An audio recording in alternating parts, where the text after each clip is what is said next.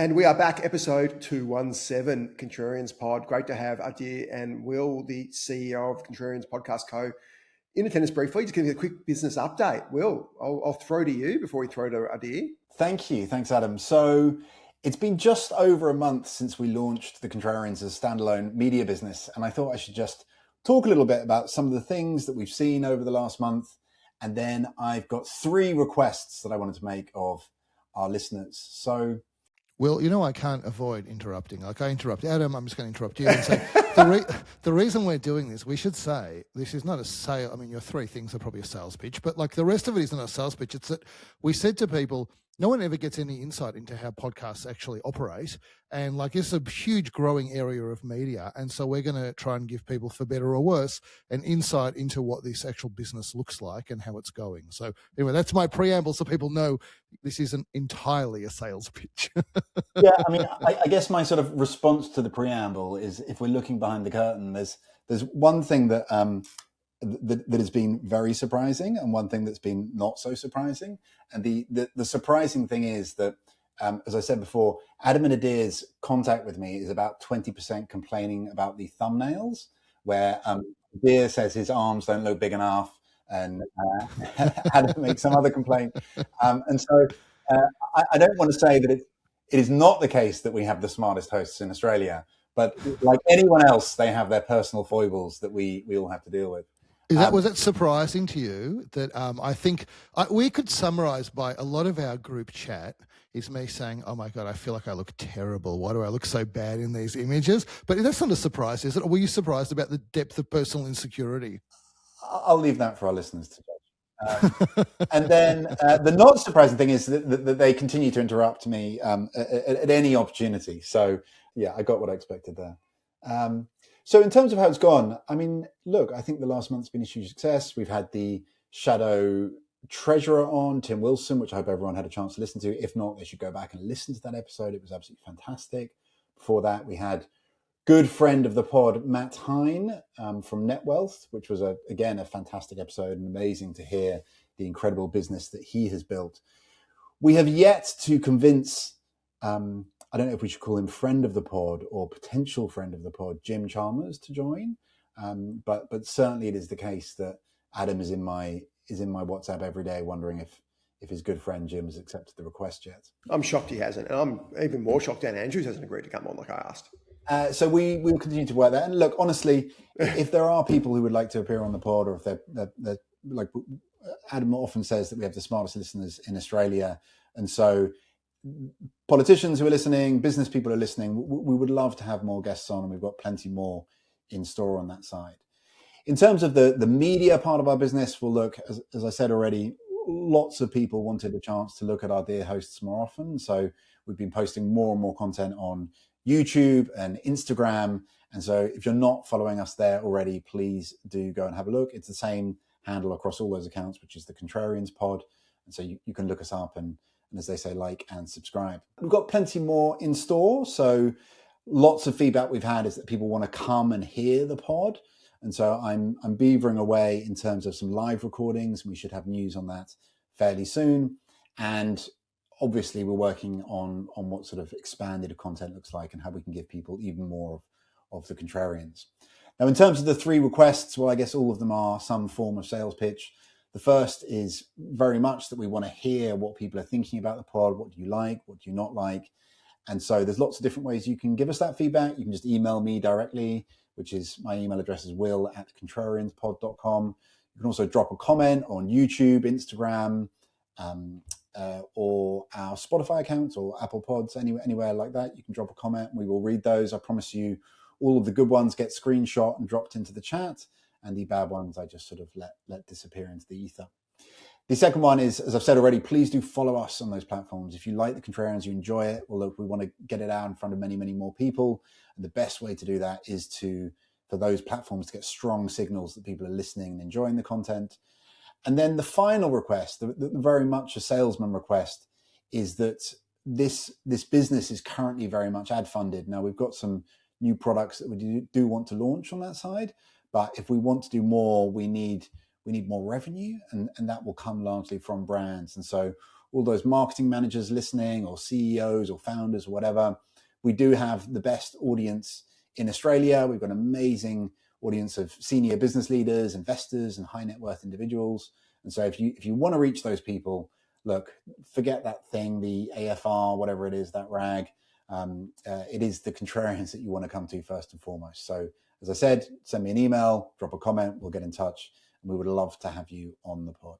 I think the difference between us and the AFR gets a lot of, I mean, when I was a junior lawyer, 20 years old, reading the AFR, you get a lot of sort of more people building their careers, which is great. Obviously, if you hit the contrarians audience, you're getting the decision makers, the founders, the CEOs, the CMOs, the CFOs. So it's a very different audience. It's the most premium audience in the country. So that's why a lot of our partners love advertising with us. They get to a decision maker. You don't get to a 21-year-old article clerk like Adam who isn't making any decisions. So one of my strengths in life, I've often been told, is the provision of unsolicited feedback. And so, and so I'm going to tell you how I feel things have changed since you've started. Okay, this is my view of things. This is the behind the scenes.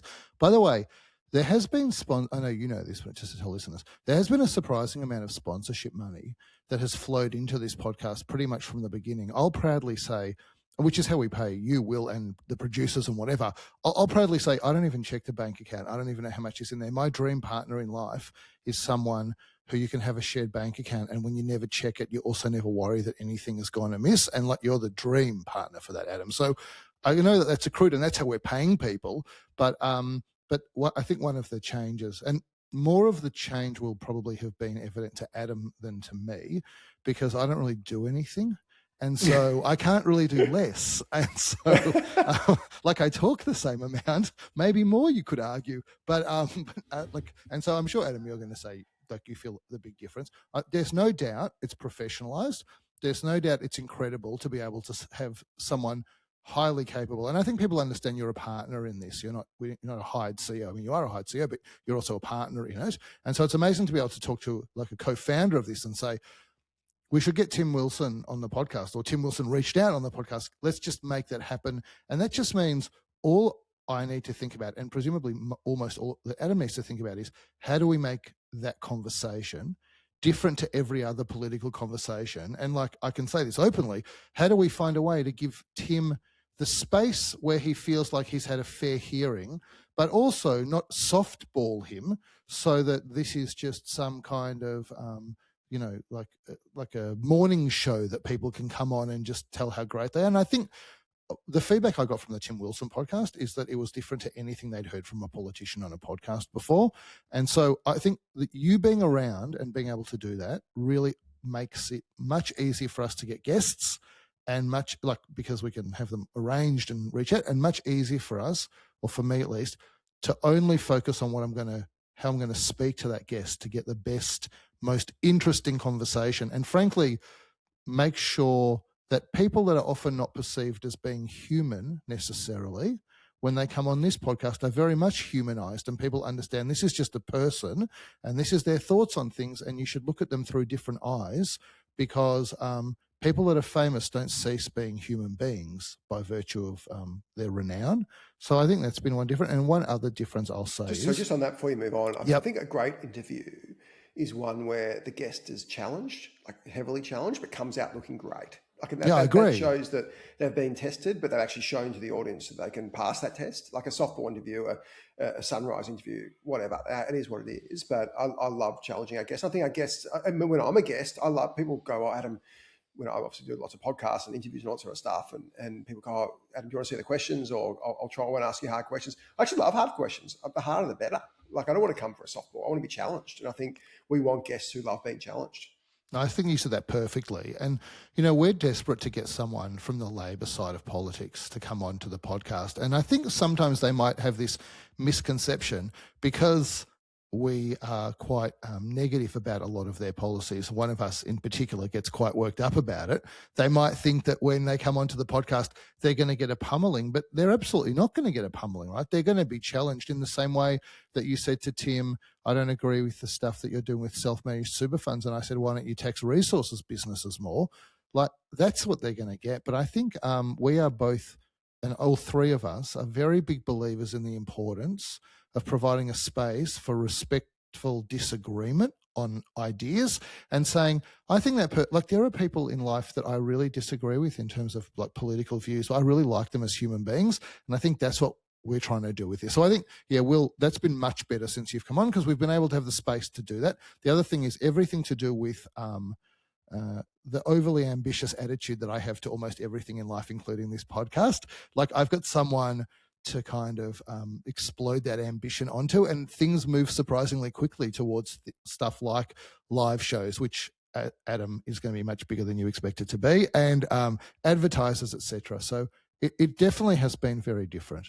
It's been very different. Just to give our listeners a sample of the kind of range from the Adam world to the Adir world, we were having a conversation about whether we would launch a subscription product, which I think we will, because we know that many of our listeners want more from us.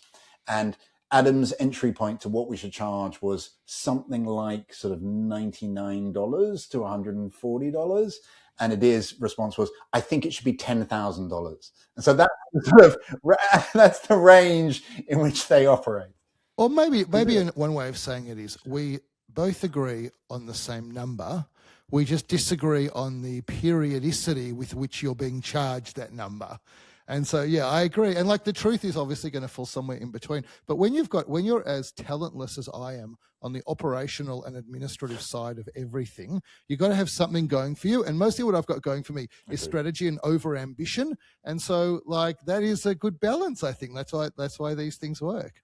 You always Adam, you're able to be much more ambitious when you're not the one doing the work. That's 100% true. I always say that. No, you're right. Like that is actually a good business point, which is this. So I'm involved in these businesses where I don't run anything in the business, okay? Like there's a CEO and there's a management team. There is literally no business where I'm the CEO of a business I'm involved in. And that is... You have been though, in past. It's not I wasn't very good. Like I think, I honestly But the business did very well. Global Reviews did very well. The home loan thing did really well. So that was successful business. Yeah, but I wasn't a very good CEO of those businesses. And like ipso facto, you must have been okay. They can't have succeeded in spite of you. Maybe I was good at strategy and there were people around me that picked up the pieces of my poor leadership. Well, that's what CEOs do, is hire good people to do the work for them. Exactly. I'm good. You know what? I always say I'm like the worst manager, but I think I can lead well. I just can't manage. And so, but if you give me a business with 10,000 staff, I think I'd be good at being a CEO of that business, like, because it's not much operational stuff. And so basically I have these, I've come to this, like, it wasn't a pleasant realization to come to that I was so hopeless at running stuff, but I accepted it. Like I came to the point where I had to accept it.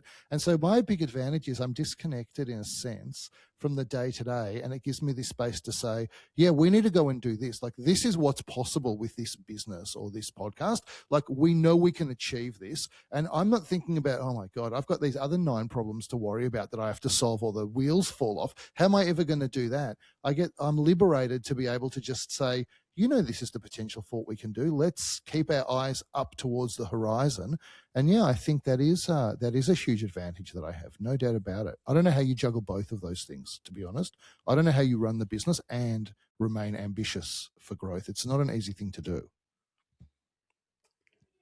Well, are we announcing a subscriber winner this week, or is that next week we're back to the subscriber winner? It's next week. So we do that once a fortnight. So just to remind people Adir will be doing some work. He'll be getting a second prize to this. That's it. I'll get a prize. I'll do that work. He's promised us he'll get a prize. But what will that? So you need to subscribe to obviously the podcast and the Substack. So you got to do 2 subscriptions. We'll cross-check it. Yeah. So what we want to do is see people subscribe across all the different platforms. So ideally, it's a Substack subscriber, an Instagram follower, YouTube subscriber, and once a fortnight we do a draw. We've already given away $1,500 of, as Adam says, money can't buy luxury escapes gift vouchers. Also available via luxuryescapes.com. And available to be purchased with money.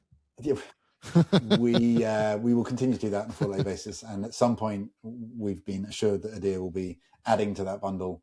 They're pretty incredible. So not only do you get to listen to our podcast as soon as it gets released, a lot of people love to listen 6 a.m. Tuesday mornings and Saturday mornings, but you also get our incredible article. So I wrote an article this week on SpaceX. If you didn't catch that, it's a deep dive into SpaceX's valuations. A lot deeper dive than we do on the pod. It's a couple of thousand words. So I thought it came out pretty well in the end. Adir did a fantastic article this week as well. So you got 2 articles that you pay a couple $100, well, $300-400 a year to get that sort of level of coverage, plus the podcast. And we're obviously not charging at the moment anyway. So while it's free, jump on. And maybe some grandfathering going on, elbow style, potentially, who knows. But sooner you subscribe, not only do you get all that free content, you also get the chance to win a Money Can't Buy $500 voucher. So it's a pretty incredible offer. So do what tens of thousands of people have done and jump on board. Very well. I will get something because I'm good at one-off things. Like, I'm very good at making something happen the first time. I just can't make it happen the second or third or fourth time on an ongoing basis. That's where it falls apart for me, right? Because I just go and it's hard to maintain the focus on it. But I will say, just on the point we were discussing before from a business point of view, what would you say to this comment? That if you're a CEO, founder CEO, let's say, running a business, could even have 500 people in the business, could have 20, you should go and find someone that you think is smart and strategic and ambitious that you trust, and set them up as a chair or a advisor, but a regular advisor. And their whole job is to try to push you harder to achieve bigger things and to try and force you to think beyond the day-to-day running of the business. Because someone once told me that was James Packer's biggest strength in business, is he just says, why don't you think 10 times that size? What do you think about that as a piece of advice? That's what a good board does in a startup. Call it an advisory board, call it a formal board. I think that structure makes a lot of sense. That's why picking a good chairperson is so critical and a good board is so critical. That's exactly what a good board should do, is challenge you to push harder, but obviously not take stupid risks. What percentage of companies with 200 staff or fewer do you think have a genuine functional board that improves the quality of the business? I would say 20%. Pretty low. Yeah, even lower. Yeah. A lot of boards aren't very good, should add. So you get some boards that are great and some directors that are great, but they are probably the exception, not the rule, and you've got to work really hard to find them. I find most people don't know what they're doing when they come onto a board. I don't mean because they're dumb. They're not dumb. But it's really unclear what it is that boards do. Like, people, one of the most frequent questions I'm asked is, like, what do you actually do when you sit on a board? And the answer is it's different for companies of different stages. And with a public company, you do lots of governance and et cetera, because the consequences of doing that badly involves spending some time inside a cell. And so I'm unenthusiastic about that. And so you do a lot of governance, whereas with a business that's, 10 mil recurring revenue and growing fast, the board is totally different. It should just be challenging the CEO and management team on, one, make sure you don't run out of money and you focus on the unit economics. And two, what my favorite question to say to people is, come back to me and explain to me either A, how you would double the growth rate of this business. I say nasty things to people. I say, if I was going to come and do, I'm not even going to go to the extreme detail that I say to people, but if I was going to come and do terrible things to you, and the only way you could avoid me doing that is to double the speed of the company, so this is a make or break moment for you. I say much nastier things than that, by the way. Then tell me how you would achieve that. There's no option but to achieve it. How would you do it? And the flip side of that coin is, if I gave you X dollars, tell me how you would spend that money and tell me which bit of it you think would actually be spent well. Because, you got your Brewster's Millions of, like, I just got to spend the money, so it just gets turned into a bonfire. But, that kind of thinking, I find, changes the internal the cogs spin differently inside the mind of a CEO when you force them to do that, because day to day they're just trying to make the business work as well as it possibly can. And it's a totally different way of thinking. It's why I am very much a believer that if you do, and I think companies should do, like, these genuine strategy days, where you just think about what the business could be in 3 years and how you'll get there. And I'm very much a believer of don't do it in an office. Definitely don't do it in your office. Like, totally change the environment so it doesn't feel like a work environment when you do it. Excellent tips. Will, before you say farewell, any other messages to our audience? Obviously, the impact you've had in the last month has been massive. And the audience is starting to feel that, and the events will be obviously the showcase of that. But anything else before you jump off? Not at all. Just thanks for listening. This pod wouldn't exist if it wasn't for the audience. And so thank you for listening. Thank you for sharing and engaging and all those things. And we've got plenty more in store. So we we hope to take you on that ride with us. So we'll move on, Adir, just sort of back to regular transmission. How was your week? Any big things happen for you? No, business as usual in Melbourne. El Nino. Well, I was in Sydney. Rain. It was very Nino, or they're the opposite of it. It was pouring all. I was there Thursday, Friday. It was a disaster. Oh yeah, I heard it was Yeah, pouring there. Yeah. I was there I had a couple of things. Went to my ex-chairman, Pat O'Sullivan, who's a wonderful guy who still chairs car sales and Technology One, and I think some of the SiteMinder board. So he has an amazing portfolio. He runs he's chairman essentially of a fantastic charity called Dreams to Live For, with a 2 and a 4, and we've been lucky enough to support the charity in a pretty small way from Luxury Escapes. They do some, and Peter Overton's been a huge sort of ambassador for it, and he always hosts this lunch every year. They have one in Melbourne as well, and they raise a heap of money, and Pat does an amazing job bringing people, and the team at Dreams to Live For, it's a really small team, but it's like, Starlight Foundation. It's effectively granting wishes for people who have very serious stage 4 metastatic cancer, basically, who probably have less than 6 months to live. So it's pretty harrowing. And they do things like, you might sing with your rock band, you might present the news for a night, you might go on a little trip somewhere. It's not necessarily massive, expensive things. It's more sort of stuff they can do with their family to give them a really nice memory. And it's an incredible charity. It does amazing work for people who really obviously have had incredibly bad luck. And they always have somebody on. So Peter will usually interview somebody. He actually got interviewed this time, and it was a fantastic interview. But they also have somebody who's effectively had a wish. So probably you think, and it's so harrowing because you think next year when I go to this lunch, that person almost certainly won't be alive. So it really puts things in perspective. And this year it was actually a friend of my cousin's, which was even sort of closer to home, and 2 young kids, one with severe disabilities, and just to think of what they've sort of gone through and how lucky we are. So what an amazing charity that Pat and Louise, who has been on the hands-on for many years, who was the sister of the founder who passed away herself. So it was always a very harrowing afternoon, but really meaningful and really special to be a part of it. I've been to one of those lunches before. Yeah. I thought it was great. So let me ask you this, since we were talking about this whole chairman kind of thing. So Pat O'Sullivan, who I don't know, but I'm just going to read you. You'll like this. This is the Australian Institute of Company Directors, summary bio of Pat. So the chair of Car Group, which is Car Sales Group, SiteMinder, which we spoke very nicely of a few weeks ago, and Technology One. And he's been on the board, which we've spoken about, and he's been on the boards of, this is his list of AICD, Afterpay, APN Outdoor, IINet, Icentia, didn't end as well, and Marley Spoon, as well as the private company boards, including Calvary Health and, saving the best to last, Luxury Escapes. And so he had a pretty senior executive career as well before he became a chair. He was at 9, yep. And so tell me this, when was he your chair? We were looking to do a listing in the mid-2015, about 2015, 16, 17 kind of era, and he was chairman for about 3 years during that period. And so you brought him on because you thought he would be company chairman for us. As a public company chair. And so how did you, because obviously you're very fond of him, so you think, because there is a chance that you would say to me, at least privately, and it would be hard to imagine you're not saying this publicly if you didn't think it, we brought on this person, we were going to be a public company chair. They were basically useless. They didn't know anything. They're just there to be a figurehead and a face, etc. You're saying the opposite about Pat. And so tell me, it's interesting to know how you went through the process of choosing a chair and then what it was like to have someone like Pat chairing the business. I should say I've had 2 great chairmen, Pat and Andrew McAvoy, our current chairman, who's a travel industry luminary as well. So I've been really lucky to have 2 outstanding chairmen.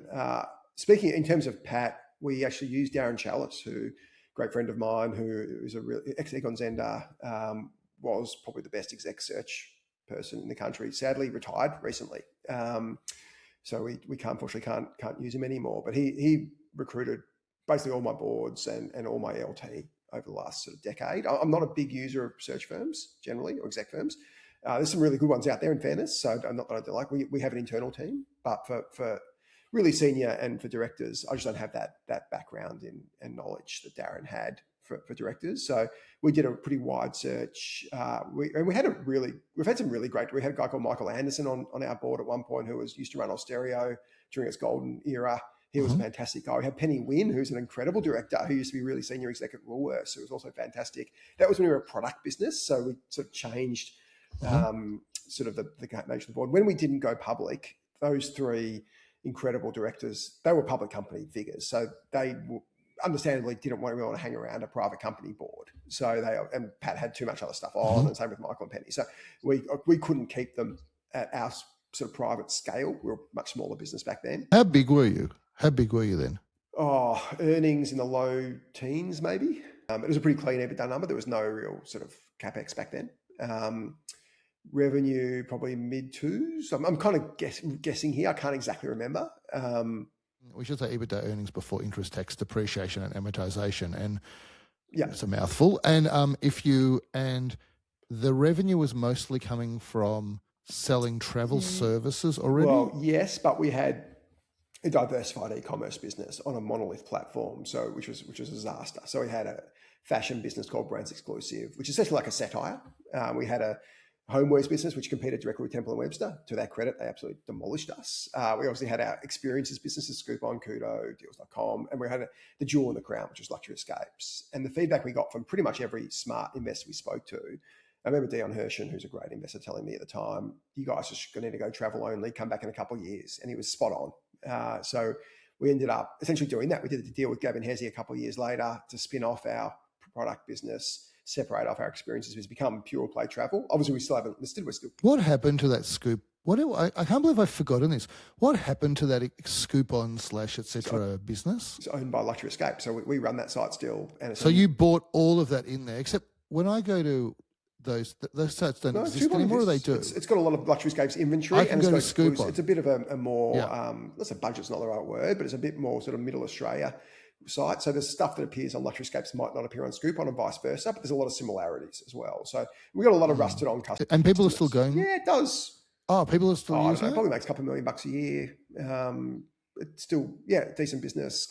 It's got a pretty small team that runs it. It's a lot of the technology is mirrored, same back end, all that kind of stuff. So I'll tell you what I'll buy off those platforms, okay? This is all the things I would buy. I would buy discount tickets to Sydney Luna Park. They're the kinds of things I think about when I think about those platforms, or discount entry to SeaWorld, for example. Like those are the. And so when I go to Luxury Escapes, I know this is not on your. I mean, presumably not on the run sheet. About this stuff, but I think it's super. It's because people don't get to hear behind the scenes of this stuff. Like, so when I go to Luxury Escapes and I search for what do you call them, like the events experiences that I can do, experiences. Are you sharing that inventory between shared. multiple platforms? Exactly. Yes. So essentially the principle is, so if I want to, audiences tend to stay loyal to a brand they know and trust, especially if you've bought from it multiple times. So Scoop-On's got an audience of 1 million plus people or whatever it is who love Scoop-On, have been using it for potentially 15 years. They don't want to sign up to this new Luxury Escapes thing. They just want to stick with Scoop-On, which is completely fair enough. So we want to still service that customer base. Our rule of thumb is every time you sort of merge a customer base into another one. So let's say we brought Kudo into Scoop-On or Kudo into Luxury Escapes, you lose 50% of the audience literally overnight. So we've learned that the hard way probably 10 times. We think, this time it'll be different, the 5 most dangerous words in the English language. And it never is. So you always lose 50%. So it's got to the point where we always thought these businesses would sort of asymptote to zero and we just shut it down. They haven't. They just keep sort of ticking along. They don't grow, but they don't shrink. And we don't really spend money marketing them. They kind of just tick along. So. And how do you feel about, because you and I are both very big fans of brand as a power, a Hamilton Helmer power, albeit Hamilton Helmer undersold how much brand is a power. But we very much believe in that. And it's building a brand that's expensive and it requires a long-term commitment. And when you have more than one brand to build, how do you feel about having to run brand building marketing and have teams dedicated to building multiple different brands that are often sharing inventory? Like, is that worthwhile? Yeah, well, that's why we only focus on Luxury Escapes. So the other brands have a sort of maintenance mode. It's not as if we don't have any focus on them, but like 99.9% of our focus is Luxury Escapes, and 0.5 might be the other stuff. That's not to say we're not shutting them for a reason, because they have this legacy brand that people trust, the email comes into their inbox or the SMS comes into their SMS inbox, and they'll respond to it. So as long as customers keep responding and keep purchasing, and amazingly, that we had a little uptick in the last couple of years on Scoop on and Kudo. So it somehow survives with, again, virtually zero marketing spend compared to $50 million we spent on Luxury Escape. So it's very different life cycles of business, but businesses survive longer than you expect. People have long memories and they trust brands and they like a certain brand, and who are we to tell people what they should and shouldn't do? And this last question about that, and I'll tell you something about businesses survive for longer than you think, like the other side of that. So if I'm using Scoop on and then I want to contact customer support, am I effectively contacting the Luxury Escapes customer support team who puts on their Scoop on T-shirt when they're responding? They put on their Scoop on voice, exactly. It's exactly the same thing. Yeah.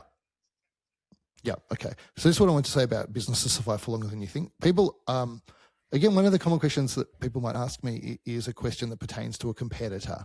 What should we do about this competitor? We want to crush this competitor. I'm all in favour of that. Or we want to, or we're scared about something a competitor's just done that's making us nervous. And my view on this, tell me what you think of this. My view is, over time, has formed as such, it's virtually impossible to destroy a competitor legally, no matter what you do. And on the flip side, it's virtually impossible for a competitor to destroy you. And almost all business failure, really, I would say all business failure, is suicide, not homicide, is how I would describe it. Do you agree with that? 99% of the time, yeah. There's the 1% of exceptions where Facebook puts out a marketplace and you've got a marketplace and you get killed, but that's absolutely not the rule. It's the gross exception. And I hate when people spend too much time focusing on competitors. I think you can look at a competitor and see, have they done anything that's good that we can potentially adopt? So nothing wrong with admiring a competitor, but I think the notion that you want to kill them, I think having competitors is actually really healthy in almost all cases. It drives you to be better. We were certainly driven to be better. Gabby and Hezi running Scoop on made us be so much better than we are. We look at Booking.com now as a contemporary and Flight Centre. We look at one of these guys doing really well. What can we do that they're doing really well? So I don't look at competitors as being enemies at all. I think in many cases we're friends with our inverted commas competitors. I love speaking to Screw and other inverted commas competitors, even though we're arguably competing for a similar audience. There's plenty of TAM or addressable market in Australia for multiple businesses. I think we can learn a lot from our competitors and become better businesses. And Screw is Graham Turner, Flight Centre co-founder, correct. CEO's nickname, just for those that don't know. Well, I totally agree. I mean, like, it's so easy to fixate on competitors, and people spend so much time doing that. But really, that is generally you will live or die based on your own execution. I mean, strategy is important as a framework, but businesses largely live or die based on their ability to execute on that strategy. I mean, if your strategy is terrible, that's a whole other story. But, you have these stories where all these companies that the hyperscalers bought, when you read the stories, in a crazy number of cases, at some point in the conversation, there was a dialogue that went something like, either we can buy you or we'll crush you. Yeah. That's what that's the dialogue, right? We're going to go into your space and we're going to crush you because look how big we are and how strong we are. So you can sell to us now or you can be crushed by us. And I always say to people that are involved in transactions, like selling their business, which is a lot of people listen to this podcast. If you're selling to a competitor or a company threatening to be a competitor and they tell you they're going to crush you if you don't sell to them, that's them being fearful. Don't be scared of that. They're the ones that are worried. If they really thought they were crushing you, just continue to crush you. Exactly. They don't want the goodwill on their balance sheet from that transaction. It's a nightmare. Like, it's an accounting nightmare. I think if you hear someone who's involved in an acquisition on the other side of your deal telling you they're going to crush you if you don't sell, you should ask for more. That is a good sign for you, I think. We had a competitor of sorts who told our chairman, actually, this is probably 5-6 years ago, that they were a much bigger business enough at the time, but you can tell they were on the downturn and we were on the upturn. And they said the exact thing, we'll either sell to us or we'll destroy you. And this business has just continued to sort of fade away. They're still going and they still make money, but they certainly aren't. The market cap's dropped off and they haven't got much sort of market respect. But that was exactly what happened. And we've obviously grown a lot since then. You got to pick your audience. Someone saying to you, we're going to crush you. I mean, that's not going to, I mean, it's only going to do one thing to you. I mean, the chances of you selling then become zero. And however motivated you were before, somehow it just went up at that point in time. Exactly. So I think that's terrible. Since we're talking about this, I've got a couple of things I think you'll find interesting. One is, we haven't really spoken about the World Cup. Obviously, I love the World Cup because Catapult is so deeply ingrained in the World Cup. And I also love that Australia keeps qualifying for the World Cup and keeps getting through to the knockout phase. Well, the knockout phase is now 32 teams, used to be the entire World Cup. So that it is a bit of a Pyrrhic victory, so to speak. But we're playing Belgium in the knockout, and they're pretty good, actually. But, I think it'll be an interesting game. But I wanted to say something not about the matches, but about leadership. I think there's a really interesting leadership lesson in the Australian approach to this, which I think people missed in the commentary that I read, and that is this. The guy that is the coach of Australia, Tony Popovich.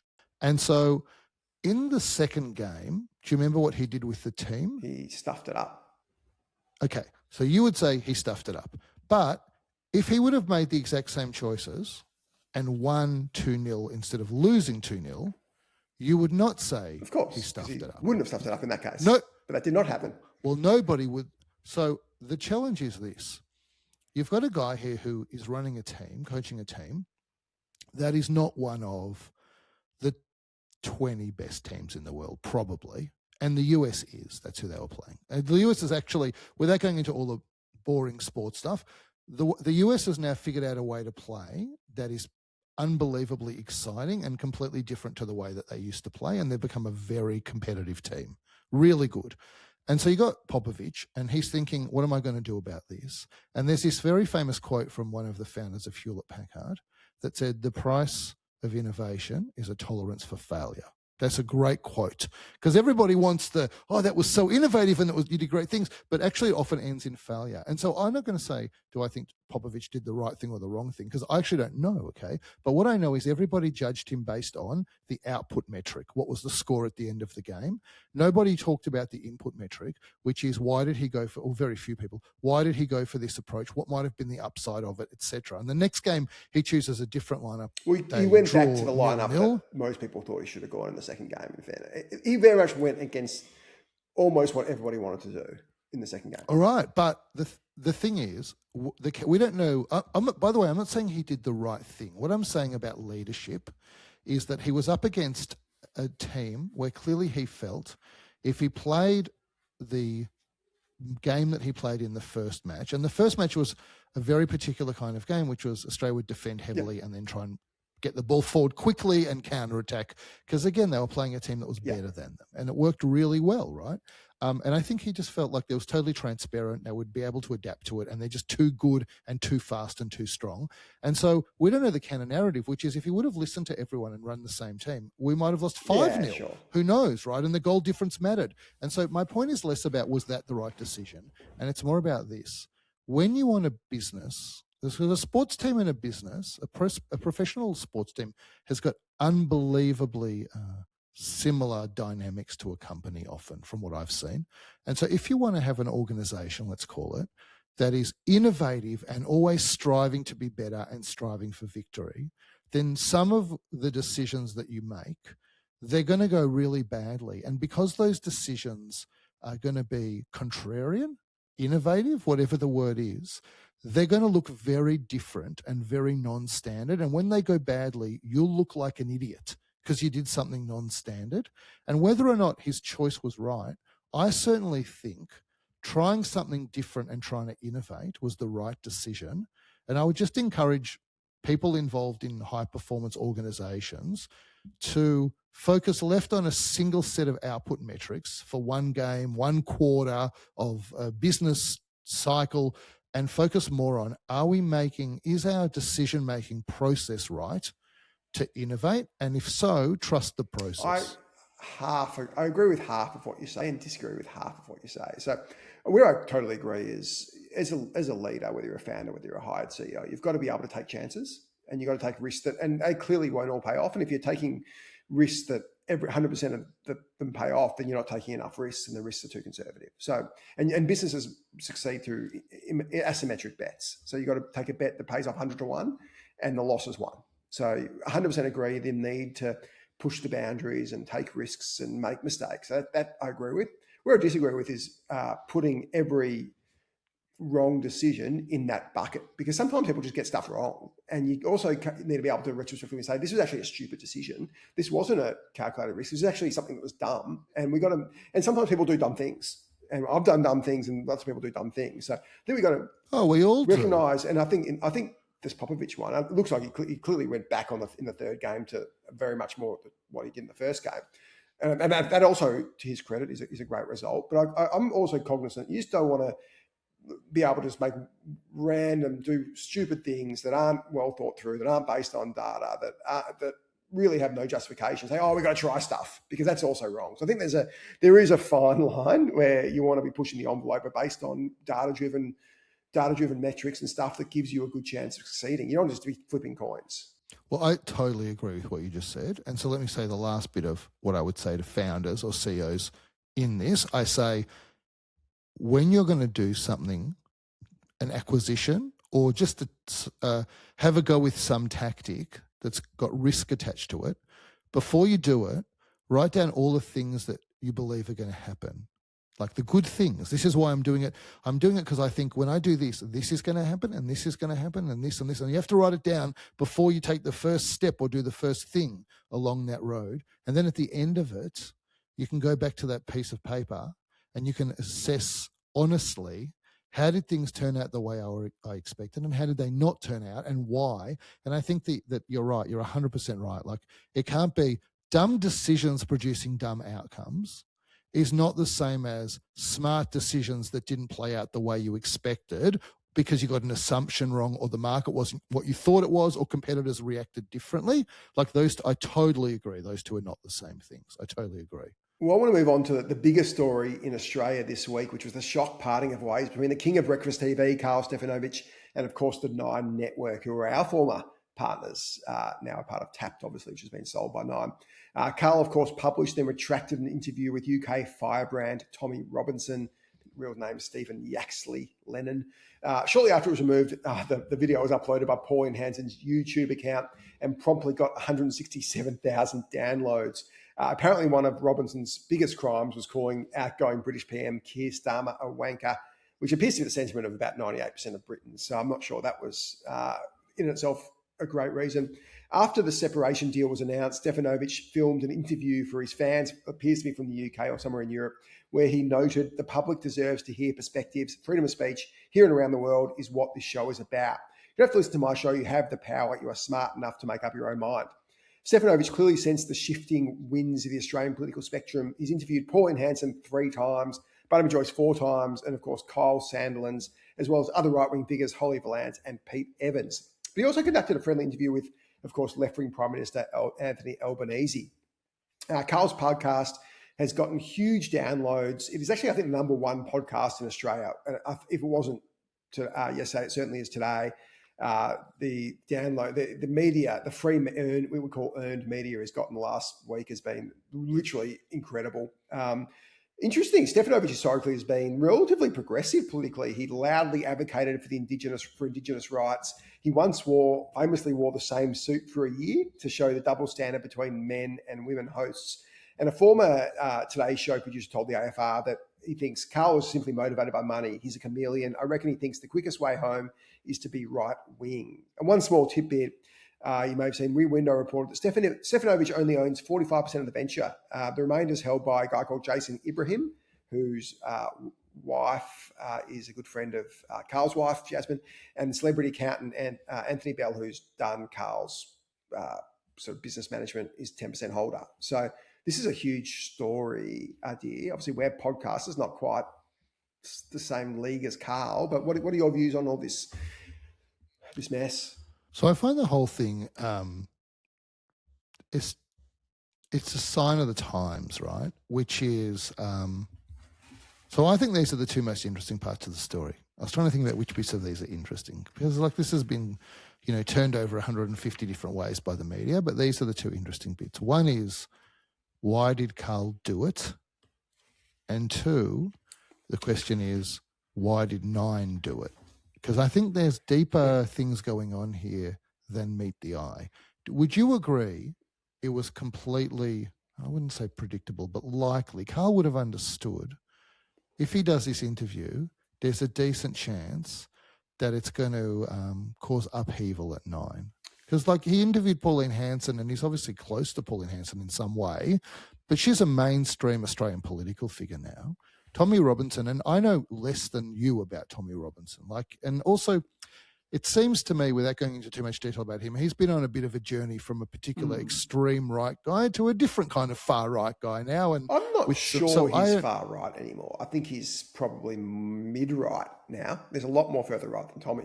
Yeah, so I haven't looked into it a lot, but there's some weird stuff about him that doesn't quite fit into like what you might consider like these far right racist Nazis. Well, let's call he's them. certainly a friend of the Jews now, so I think calling him a Nazi is wrong. It's so weird.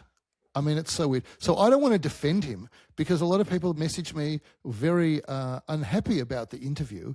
And also I don't really know what I'm talking about because I don't spend a lot of time reading about this guy. So I don't want to defend or attack or whatever. But I want to say this. Do you think Karl would have realised there's a pretty good chance there's going to be some drama at 9 if I do this interview? Yes or no? I don't think he expected the reaction it got. I think that was a surprise. I think, but sort of answer, you had two questions there. I think the inevitably, this is the nature of broadcast television in the last decade, that it simply makes less money than it used to. And we saw, and this is obviously radio, but we saw the Cole and Jackie O play out in really similar fashion, obviously settled now.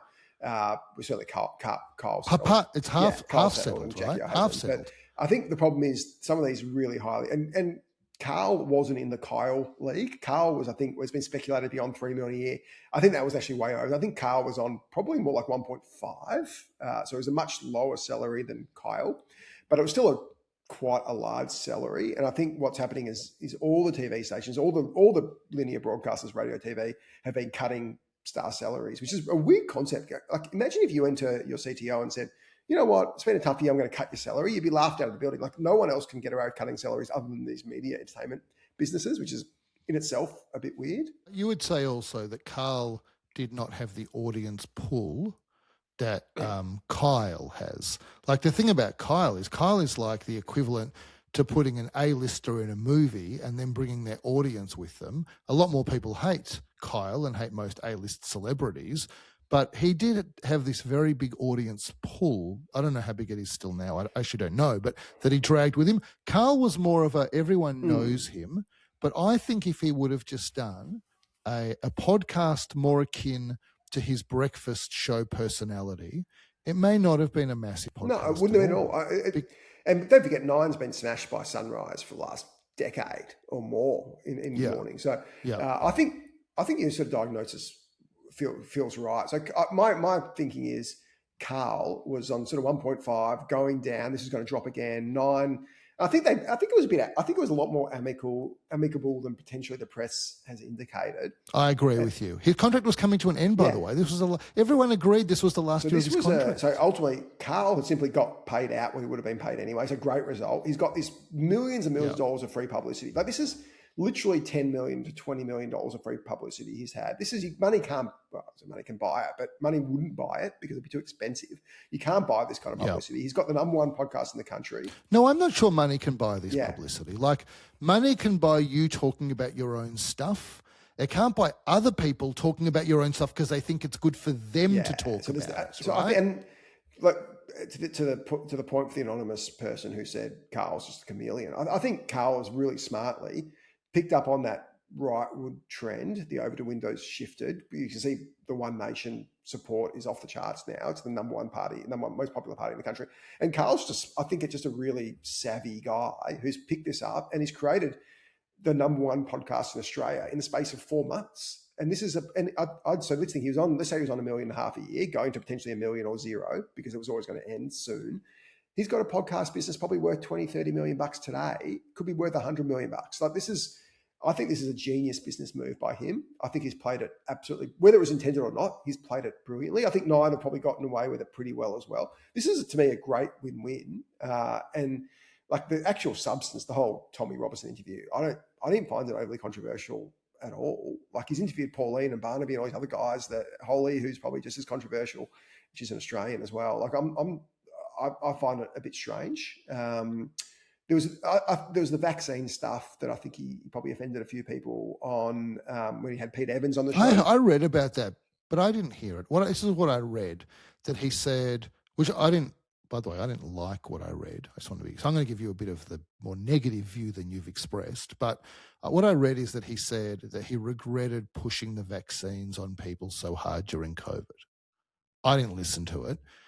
I mean, I don't like people that say it's all about the context, but I feel like that might all be about the context and the tone, and I don't know what the context was and the tone of him saying those things. Well, I regret that. I regret we offered a promotion at Luxury Escapes with News Corp, and I think both us and News Corp regret being so pro-vaccine with what we know now. I think we know now that what we know is that vaccine has probably killed people because now people are much more vaccine skeptical when they should be taking vaccines. So that's probably the biggest downfall of that COVID vaccine, is that it's damaged people taking, whether it's measles, mumps, rubella, whether it's the ovarian cancer vaccine, which people 100% should be taking because it saves lives. This vaccine that no one under the age of 60 really needed has damaged the vaccine brand, is the problem. So I think that's how it should be expressed. I agree with you about the damage of the brand, but I just want to say this about your advocacy at the time. You should not feel bad about that at all, because you were not in the wrong. You were in the right, saying to people, the evidence at the time is it will slow the spread of this disease, at least. You were not the one in the wrong. The people that were in the wrong were scientists and doctors who misrepresented what they actually knew, which was much more limited, and said that this vaccine was as good as other vaccines, like the MMR vaccine that you just spoke about, which effectively means when you take those vaccines, you don't get the disease. And we do not know that about this vaccine, and it was portrayed as if that was the case. I think it was right to advocate for it. I think it was wrong to misrepresent it without the knowledge at the time, as if we knew that this was a silver bullet drug. So anyway, that's a bit of a digression, but and that's why I say to you, I think it really depends on the context in which he says these things. I'll say this: I'm not a Pauline Hanson supporter. Okay, like, she has not convinced me. I definitely don't think she would be a good Prime Minister of Australia. She has not convinced me. Better or worse than the current Prime Minister? I think if you would have asked me this 6 months ago, I would have said you can't compare. Like, I might disagree with this government, but they're still a trustworthy government. I think this government is totally untrustworthy today, and you can't believe a word that they say.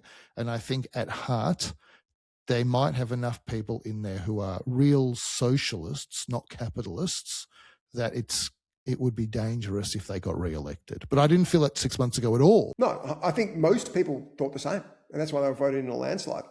I just wanted to get rid of the Minister for Anti-Semitism, Penny Wong. I wanted to get rid of her because of those issues that were going on, but I didn't think this was a dangerous government at all.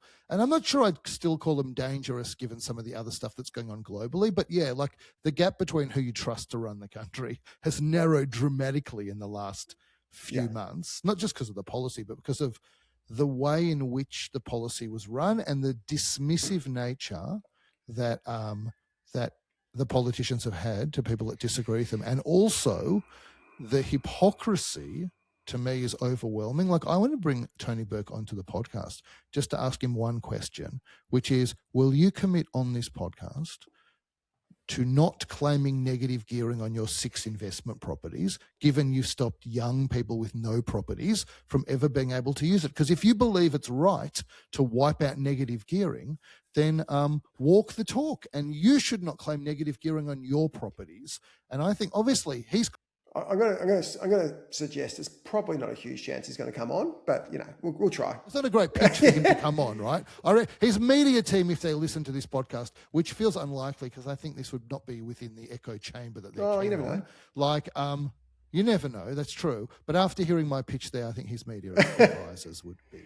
It's not the greatest. Basically, we would give him a very fair run here, but also we would ask him, some pretty pointed questions in a polite way. So I want to say the negative on Karl, because you said all these positives. But I do agree with you. Like, whatever he's done with this podcast is a genius move.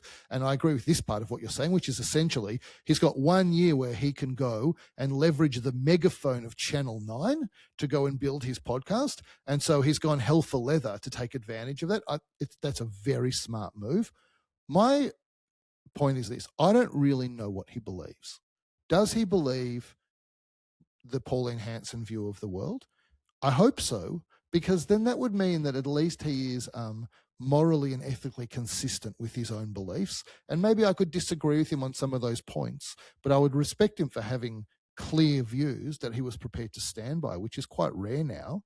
I think that whereas on the flip side, if the reason he's doing this is just to ride a wave and he just wants to milk it, then I think that that's no different to an influencer, to be perfectly honest with you. And I've got much less respect for that. I hope he believes the things that he's advocating.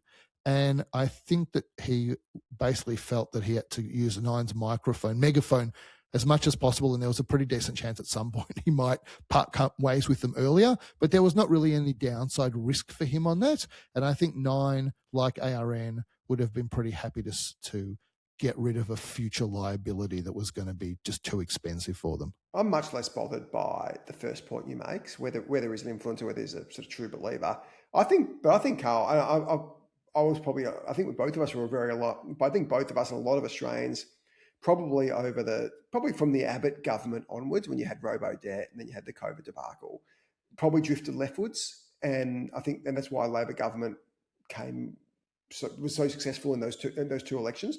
And I think a lot of people in reaction, and it's not that CGT is part of it, but there's a whole lot of stuff that Labor governments have done, both in Victoria and federally, not so much in places like South Australia and New South Wales, where they've been pretty good Labor governments, but in Victoria especially and federally, where they've really repeatedly lied to the electorate and been effectively, certainly Victoria's been completely corrupt, and you argue federal's been largely incompetent. So I think Karl's really a weather vane for a lot of people's views in Australia, in Middle Australia, who have had a gut for this government and want to change. Well, I'm not sure Pauline's the answer either, but she's certainly a change. Yeah, I understand why she's getting a protest vote. The question is, if people had this moment where they thought, wow, One Nation might actually get voted into government. Yeah, sure. Would that change people's votes? That's the question. And that's my open question. And it's why I think it's less and less. I think, like, initially, I think everybody thought that. Remember Donald Trump, Meloni in Italy, we've got in the UK, it's quite possible that Farage might win whenever the next election is. This is not just an Australian phenomenon. Geert-Wilders actually won in the Netherlands. He just didn't become leader. Marine Le Pen would have won in France. Like, they ganged up against her and then they banned her from. And so these are not people I support. I just want to be super clear about that. But, like, there is a theme going on, which is the left took the ball so far to the far left that there's a reactionary force pushing people to the far right. Absolutely. And I think I can speak for you to this sense. You can speak for yourself as well. But I support the party closest to the centre, whoever that is. And that was the Labor Party for probably 10 years, 2015 to 2025, 2024. And it's certainly not the Labor Party anymore. Labor Party is effectively in a coalition with the Greens. And we saw that last week with the CGT being passed and the NDIS being pushed back. The one policy that Labor begrudgingly, belatedly has done a good job on, and now they've pushed it back. So you've got effectively the Greens calling the shots, the ultra far left Greens, the socialist, potentially communist Greens, calling the shots in this coalition government with Labor. That's really disappointing because I certainly didn't vote for a far left government. You don't think it's the one policy that was good in the budget? That was one. The other one you think is good policy, just terrible execution, is negative gearing. You don't oppose the winding back of negative gearing. Well, it wasn't done properly. It was half done. It was shambolic, right? It was as with everything. And the other thing, I think the two things. One, they should have removed it for everyone. But two, they should have given people warning and maybe given a phase-in period of 3 or 4 years. Because you may have had someone who literally a month ago bought a house that's now 20% underwater. They could have worked super hard. They could have been a nurse or a doctor, nurse or a teacher or a garbage guy or a taxi driver who worked super hard to buy a place. Because that's what the Labor government and Liberal government said that you should do with the tax settings. And then without any warning, in fact, the opposite, said they wouldn't do it, flicked it over. So I think there should have been a 2, 3, 4 year run up to it. and it should have been for everybody, not grandfathering in older, richer people. So, the core of the policy was right, but they executed it so badly that you can't possibly give them a positive mark for it. It was just absolutely bungled. And I want to say bluntly, I think the Liberal Party has been very poor in the last 4 or 5 weeks at tearing shreds off this government. The lies and the they almost text widows at the moment that their husband died. Like, it's crazy the question stuff. Is that Liberal incompetence, or is that just not getting media time? They just can't get him. They just can't get the right exposure. I can't answer. I don't know the answer to that question. We'll go to a super quick break. That was a great discussion. We've got some cracking stories just in a moment. And we're back, and Adir, what do you want to talk about? So we haven't spoken about Canva for a little while. We have not. I had it on the run sheet. I actually took it off because we just didn't get to it a couple of weeks ago. No one would be less aware of that than I am. Okay, so have you used Claude's design tool? Very briefly. Okay. I've used it quite extensively. Okay. Do you like it? It is revolutionary. Wow. Revolutionary. What have you done with it? So I wanted to demonstrate an entire front end of a data analytics package and how I feel it should look. I gave it access to one screenshot of the existing package. So that's the only data it's had, is whatever was on that one screenshot. And I then just wrote maybe 5 lines of prompts. Can you give the audience an example of the kind of stuff without not the exact text? But I can be very specific. I do this thing with the great Steve Ford, who you know well and use. Luxury Escape's own Steve Ford. Yeah, well, no, Steve Ford is his own man. So, Steve and I have been building this tool to analyze brand equity for a while. Yeah. And I think it's almost perfected. And I wanted to change. I presume we'll get a free road test of this tool when you will definitely. I'm actually literally as we speak. I just created. So I started off creating versions for direct-to-consumer e-commerce and then other types of e-commerce, and then I created a version for sports betting for a particular reason. And so I'll create a version for the travel industry. It's minor tweaks to like peer-reviewed, tested statements, basically. So yes, I'm very keen on your input. So I decided that it was actually too complicated. My problem in life is I build everything like super complicated and mathematical because I want heavy data, and then people look at it and like, I don't know where to start. And so I had to simplify. The feedback I got is, this is amazing. You got to simplify the front end. So I wanted to simplify it to make it more digestible to marketing leaders. And I knew kind of how I wanted to do that, but not exactly. And so I got a screenshot of the existing platform and I put it into Claude Design, which is a specific part of Claude. And I don't even think you can access it from the main Claude app. I think you have to go to a different website to access it, but I might be wrong. And I put the settings always to to Opus high, thinking, like the highest model, because it really makes a big difference because I'm thinking through complex stuff here. And then I set that in there and I spent probably 5 or 6 lines explaining what I was thinking about how I wanted to present this information and what my issues were with the way it was currently being presented. Then it goes away and spends some time. By time, it probably spent 4 or 5 minutes crafting stuff. It basically crafted the 80% of what I thought I wanted without me even realizing that's precisely how I wanted it to look, with multiple tabs in HTML that I could go and send to Steve and give him access to and say, and then I could just say, tweak this, tweak that. And then it says, you want to change the way that this particular background looks. There's this thing built into Claude Design where you can just move a slider and press buttons and adjust stuff yourself.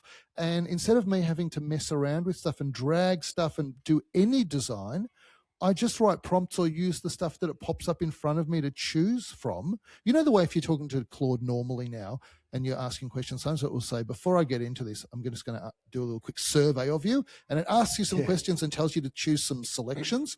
Like, it's just getting better and better at getting input from you. I then sent it to Steve. I mean, he built it. Steve's a master, so he built it super quickly. I think it's like a week away from deployment kind of thing. And it is hard. Do you reckon, so you're saying that Claude Design did a better job than you could have done yourself using Figma or Well, Adobe? that bar is so low, it's basically at the same level as dirt. Okay, so if I you literally can't trip over how low that bar is. Okay. Let me ask the question differently. Let's say you had some design skills, which I don't have either, but you're a designer, like Amanda, our fantastic designer, who can do a great job designing stuff, and she uses Claude a lot. I should add, but if you had some design chops, would you think Claude Design would do a better job than Figma or Canva or Adobe could do? Yeah. So no, my answer one is to that is yes, that's my feeling. But two is, this is what I think is kind of more exciting. I think she could do a better job than me using Claude Design. Like, it's not just, like, I'm not as good with the tools as she will be. And so, like, my designs, she would probably look at them and say, that's like a 6 out of 10. What you're going to build is a 6 out of 10. It's good enough. It communicates it. It looks fine. And also you want to make it not look like, it's very obvious what comes out of Claude now when people just say, Claude, go and analyze this data. So you don't want it to look like that. But I think she would be better. That's the other big strength of this, is that people that are more capable, I think, produce better stuff. But what's really amazing about this is, so I wanted to build a personal website just because, I do talking, speaking engagements and other things. Basically, I just did that with no code, just in Claude Design. It built that for me. And interestingly, so you designed, this is just a pure text site, essentially, you did. There was no, there's images as well. There's images and icons. It built me icons. Like, it was really, and so I started building it before Claude Design existed. And then I said to regular Claude, I'll call it, is there any advantage in dumping this across in Claude Design, or should I just keep doing it in this part of it? And it's like they hate each other, these two different iterations. So regular Claude said, no, don't use Claude Design. You don't need it. So then I dumped it into Claude Design. It's like, oh my God, there are so many formatting issues with this. This HTML isn't even going to run properly. And when it fixed all the HTML, it's actually crazy. The real revolution is for product managers. So you would have product managers inside your business, and they're conceiving ideas, and they have to find some way to communicate their magic of how they think the product should look for the customer to a design team, and then ultimately to a developer. And then what they have with this now is they can go into Claude Design and just tell Claude Design what they want this thing to look like. And in a couple of, I don't know, probably half an hour to an hour, they can either get something that's very close to a final output that they can just show already for final output. I think it is an amazing, empowering tool for product managers inside organizations. My bigger issue is this. I start off by saying we haven't spoken about Canva for a while. So before we go to Canva, can I pick on that point? I think it's 100% right. I think certainly, like, if you look at Amanda and our design team, they're also able to whip up working prototypes, and rather than having it showing a Figma thing, you actually. So I think Figma's in all sorts of trouble there, because you can just actually go one step further. And like, I remember I asked Amanda a month ago, I said, "How did you do this? This is like a working website." She goes, "Oh, I just whipped it up in AI in like 5 minutes." So it's incredible for really good designers. I was at a TDM dinner a couple of nights ago, and Ed does these incredible dinners with some superstars from across Australian sort of tech. And global tech and non-tech. And there was a few really interesting, most of the discussion was about AI, and a few really interesting points. And one point, I can't remember who made it, was Chatham House anyway, but someone made the point that they basically got rid of most of their engineers, and they're basically just hiring, like, they basically said, we've merged the product and engineering function. And I said, oh, who won, product or engineering? They go, product. And in fairness, we haven't had that experience. So product managers have been able to do a lot more stuff, but we certainly haven't lost any engineers in terms of total scale of the business, but certainly other businesses have done exactly what you said. Product managers are becoming these unicorns that do design, dev, and product. And if you're a really technical product manager, you can probably do that. So I have a theory about how this plays out, and I'm going to tell you what someone I trust most in this space said to me. I won't say who it is, and then we'll talk about Canva. My theory is pretty simple. Coding is manual labor. I don't know if I've said this to you before. Coding is manual labor. Manual labor over time gets replaced by automation. So we had this computer revolution that came, and then software revolution, and you had to write code. And when I first started writing code, it was a language called BASIC. Couldn't summarize it better. Like, it was, you just typed syntax into it. with line numbers. And if you made a mistake, it just said, there's a syntax error. It didn't even tell you what the nature of the error was or where it was. Like, it was super basic. That's digging trenches, okay? That's how manual that is. And over time, the tools have progressively improved for coders to the point where now when you type into a lot of languages, it's color-coded based on the nature of each part of the syntax, and it will show you exactly where mistakes are happening pretty much when you type, like when you're entering it. So the tools have gotten better and better. And so what that is like basically manual labor, but like maybe instead of digging the trench myself, I can use one of those like bobcats to dig the trench, right?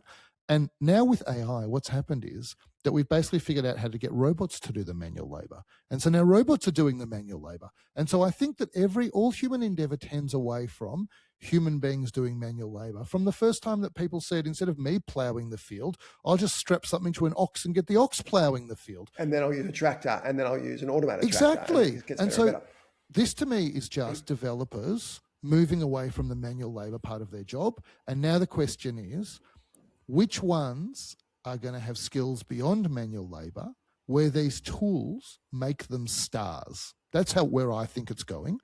And that's why I'm much less scared about it than other people. This is what the person I trust most has said to me. I'm going to paraphrase a bit because I didn't ask him if I could say it, but I'm just saying it.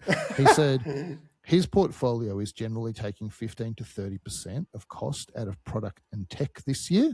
In part, that offsets the token cost pricing. That's been a real problem. And I said, like, how are you doing this? And he's like, by cost, I mean people. And I said, okay, but what people? And he said, mostly it's like a lot of mid-level engineers, designers, and managers. So it's a mix, okay? And he said, my first 10% always comes from just taking out the people that either won't or can't use AI tools. Yeah, like I've got no, that's the easy stuff. Yeah. There's nothing, and so there's nowhere in my business for those people.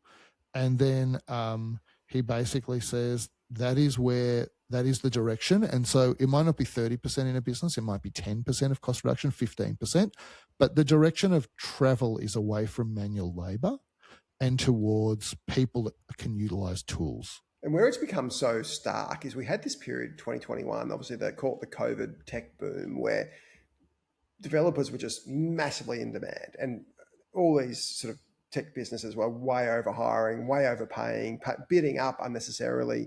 So we had this golden era for developers where you could write your own ticket pretty much. You could leave. We had people who we hired for 100 grand, we promoted to 120 to 150, and then someone would come off on them like 300 grand. They're like a 23-year-old. It was just crazy. They weren't that good. So we had Twitter would come and say, Twitter would come along and say, oh, you get paid 150 AUD, we'll pay you like 250 USD and you can work remotely. Yeah. It was just this crazy era, and like everything overcorrects. So now we've gone. So these tech workers who had the world at their feet, getting these crazy amounts of money that many of them didn't deserve. Now they suddenly find actually, people don't need them at all because AI can just do it more effectively. So it's sort of gone from, not as if it was a straight line. It was a massive boom, and boom, it dropped off below where it started from. So that's, and I know you got that whole Jervin's paradox, or whatever it's called, that will hire more developers. But that doesn't seem to be happening. Like what we've been able to do is output more with the same. So I think there's a lot of companies doing that. There's a lot of companies who are getting rid of people, and there's obviously the AI washers as well. But there's definitely a lot of companies who are saying, well, actually, like you said, my product manager can do the job of 2 developers. I'll just get one great product manager on 200K a year instead of 3 developers on 250K a year. I'm going to save a fortune. So there's definitely a switch to those technical product people. But I think good developers are still always really valuable. But you've got to be able to be willing to adapt. I agree. And so then we can't, and no one knows what this is going to be in 5 years. Like anyone that tells you they do, like that's the futurist world. Like the person to believe least about the future is a futurist, in my opinion. So, and so then we move to Canva. So I said some time ago, I know you agreed with this, there's golden windows to sell. And I think they might have missed their golden window because their whole job as a product, if we really simplify it, is design. Really, beautiful design is really hard. We make it much easier. And Claude design, what do they say? Good design / turning it into code is still really hard. We make it much easier. And their easier is easier than Canva's easier. And what we see is Canva trying to pivot to being an AI company. And my cynicism about that was, can a company that's not an AI company with vastly fewer resources compete in real time with an AI Frontier native, model. frontier model that with unlimited money, basically. Yeah, and with the smartest people in the world. Like there's some really smart people at Canva, but they're not the people at Anthropic. Anthropic is literally paying people $100 million a year, or a contract for $100 million, not a year, but a contract for $100 million. I mean, that's what's going on, right? And so I think that my increasing view is that I was right about this, and it's going to be very hard for Canva to compete. Interestingly, did you see the stuff that came out this week from Bill Tai? Is that his name? Yes, it was last week. Yeah, and Bill Tai was saying that it made that point that Adobe's made a number of offers for Canva. They knocked them all back. Obviously, they were lower offers, which might not have been a bad decision, by the way. That could have been in hindsight, it could turn out to be a bad. I'm not sure Canva can get this away at anything near the $60 billion price they've talked about. So Canva absolutely should not IPO. You heard it hot off the the vocal version of the presses. I'm not sure they can IPO. Well, they shouldn't even. I think that Canva should basically go at to that their price. They should go to their bankers and say, we want to be bought by Anthropic or OpenAI. It can be an all-stock deal, but the stock has to be non-escrowed, and we sell it into their IPO as much as we can. Yeah. Because I know they wanted to make this a generational company. It's very hard to build a generational company today with this level of tech change. If you want to build a generational company, build leather handbags. Then maybe you can build a generational company.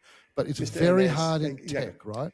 I think I tried to use Canva's AI product like a few weeks, and I told you at the time, and it just did a terrible job. Like it was just, and you can say, Adam, that's my bad prompting or whatever, but ultimately I'm the customer. I used to use Canva's product, and I don't really use it anymore, really ever.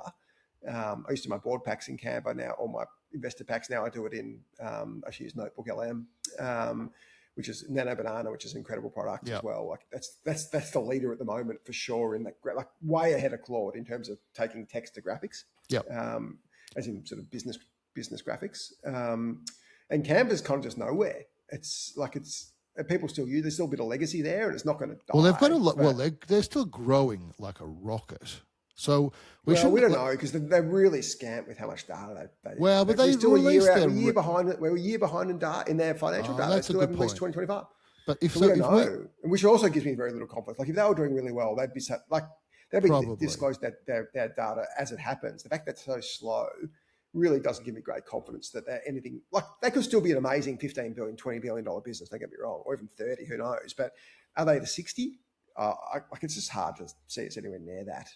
Well, we should also say our number one, like the horse that we would like to back number one in this race is Canva, because it's a great Aussie story. For sure. But we love them. They're great people and all that. But, we're talking about a business where we're debating $60 billion, which is an enormous amount of money that somehow feels like nothing because Anthropic... everything's a trillion. Anthropic is $1 trillion or whatever it is, right? And so I just think they have gone from being the giant killer to being, I think, at risk of being killed by a giant. I think it's sell time. Like, that's my honest view. It's time to go and find someone to give them money. Your golden window... ASAP. The golden window analogy is perfect for this company. You couldn't get a better analogy because they've had the goldenest of golden windows. They could have sold it for 20, 30, 40, 50 billion, whatever it was. And for all reports, Mel and Cliff aren't even that motivated by money anyway, so probably doesn't bother them that much. But they've had huge chances, and I just think the product's not there. I think that's the problem. I think your point on Claude Design's really accurate. Like your first-hand experience, my experience with Canva is not good, and your experience with Claude is just well beyond your expectations. And product in this business tells us product wins. One of the most amazing things is that Anthropic is this good because they're not one of the hyperscalers. Like, we know why Alphabet has got this great Nano Banana because they're a hyperscaler with unlimited money and so they're great. And Microsoft, like, they're surprisingly bad. Like, you'd think they would be much better, wouldn't you? Because they're like a very capable hyperscaler. But the really amazing thing, so I think Google has demonstrated that they're in a league of their own, like Alphabet, in this AI era. Amazon has got some smart ideas as well that they're executing, less on the consumer-facing stuff and more on the actual back-end stuff. But the real surprise packet is Anthropic.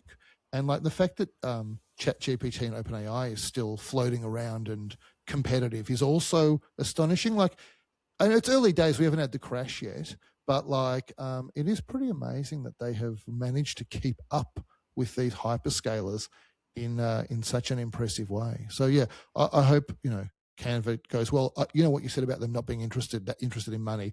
I agree with you, but they are very interested in philanthropy. And last I checked, that does need a lot of money. And I will say also, without going into too much detail, I was involved with some founders that really didn't care about money, and they weren't motivated by money. I think they were just motivated by just turning the wheels of their business. And guess what?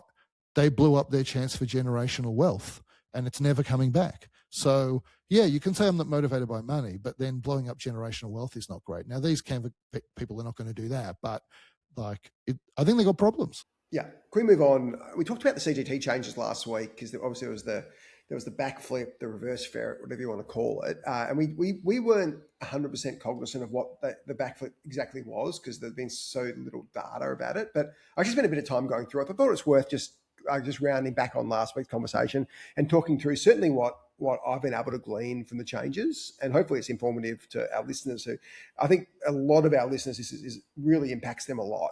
It's probably been the biggest issue in Australia in the last 3 months. So as we know, the CGT changes were rushed through last week in the Senate by Labor and the Greens in their secret coalition. And the rush legislation has been roundly criticised as being a killer of hope and aspiration. Of course, we chatted last week on the carve-outs. So let me just go through the carve-outs. There really is two very separate carve-outs. And I want to talk about them one by one just to explain to our listeners exactly what they are, and to you, of course. So as you remember, under the original called the current rules that apply for apply till now or sort of for another year, if you're a small business, so let's take a step back. Everybody can claim what's called a 50% CGT discount if you held the asset more than a year. So let's say you had a company, sold it for $1 million, your cost base was zero. Of that profit, of that $1 million profit, you cut in half and you tax that half. So instead of paying 470 grand tax, I'm just rounding it, you pay, call it $235,000 in tax, round numbers. There was a second exemption called the small business exemption. And if you are under 2 million turnover or had net assets of less than 6 million, so a pretty small business, you could get an extra, call it a bonus 50% discount. So it took your tax rate down another 50%. So instead of paying $235,000 tax, you pay $117,000 tax or whatever that was. So it was a second kicker that only applied to certain businesses. And it wasn't super well known, but it was kind of there. And if you're an accountant, you probably knew about it. So, and by the way, if you got what was left of your gain, you could actually put it into super and pay no tax at all, basically. There was also a bunch of other exemptions if you're close to retirement, which will get you down to zero. That's right. So I won't even go into those because they'll be confusing. I once helped someone I'm not an accountant, but I once helped someone get access to that small business tax concession. They got CGT discount, small business tax concession, and then superannuation rollover or whatever it was called. And effectively they paid no tax. There's also a bit of that money where you can say, I commit to investing this money in another business within the next 2 years, I think, and you don't pay tax on that either. Like there were all these great ways. That's like a rollover thing. It was just all these great ways to try and help people keep their money and ideally reinvest it in the economy. Reinvest it. And I think the rollover thing was great because you're reinvesting in creating more jobs. So it was a system that you can argue was unfair, but it was also really positive for jobs across the economy. So what happened last? Everything's unfair. It's unfair. I want to be the best player in the world at tennis. That's unfair that I can't be. Why can't I be the best player in the world? I think that's totally unfair. Like when we start crying about unfair, where do we start? Where do we stop? Right? Yeah, exactly. Both of us are healthy. Yeah. There's lots of people who are kids. Their kids are not healthy. Like that's totally unfair. Like I just, the unfair argument is a long, endless piece of string. Obviously, what the government did, what the Chalmers and Albanese did about a month ago with the budget was basically said that 50% discount gone. If you are under the 2 million, you'd still keep the 2 million. You'd lose the second stacked discount, but you'd still get 50% off. And there was obviously an outcry. So what they've done now is they increased that small business limit to $10 million. So as in $10 million turnover. And also, and this is interesting, that's after indexation. So the owner, so let's go back to our previous example. Let's say you make $1 million. Let's say you had if your cost base of zero is irrelevant because you're indexing zero. Let's say you had a cost base of $200,000 and you held the asset for 12 years.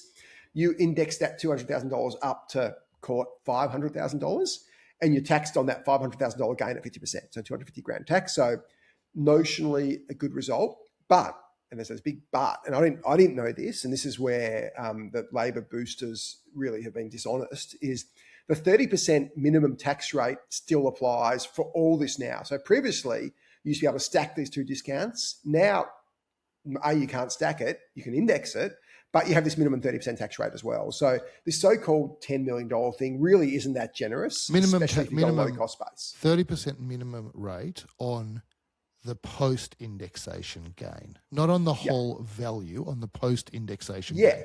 So absolutely. The way I think about indexation is...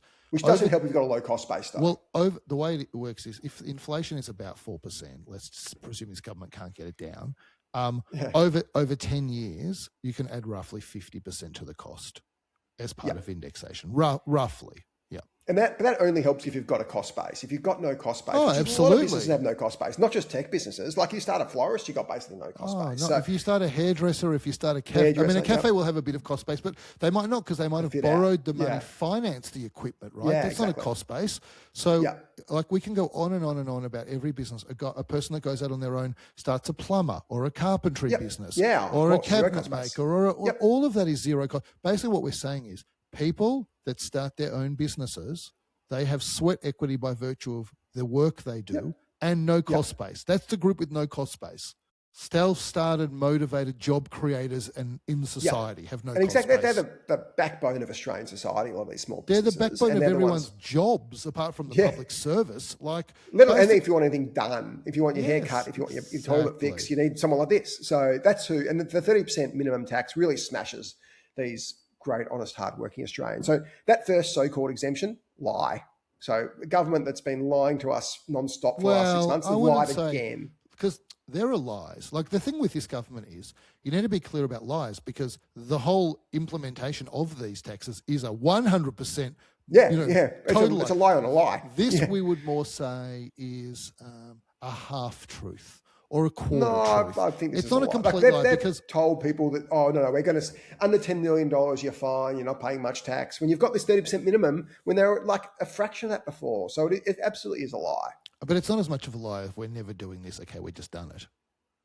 Like that's the high watermark. I think that equal. In a way, this is almost a more nefarious lie. At least the first lie was an honest lie. At least they admitted they were lying. Here they're trying to claim, we're going to help you guys. They're not really helping. So they've got a 30% secret, 30% minimum that if they neglect to tell people about. So if they would have said, we're going to keep the existing structure and raise it to a 10 mil turnover, which, by the way, is still well and truly a small business. Not 10 mil profit, 10 mil turnover. And you can have 10 mil turnover and make no money and have a low valuation as well. I tell you the problem with turnover-based metrics, because generally governments love turnover, which means sales revenue, essentially. The problem is this. A consulting business selling its time that keeps all of the money builds turnover much more slowly than a furniture business bringing furniture in and selling somebody else's stuff and making or a business selling shoes that makes a 15% margin or something. Totally. Like revenue is such a dumb way to measure businesses. So we had $10 million revenue in like 3 months at deals.com, but we were making no money. We weren't worth anything. Exactly. So like it's the whole. So that first so-called exemption, chuck in the bin, trash, as you would say, worthless. So then you got the second carve-out, and this is one thing I want to talk about.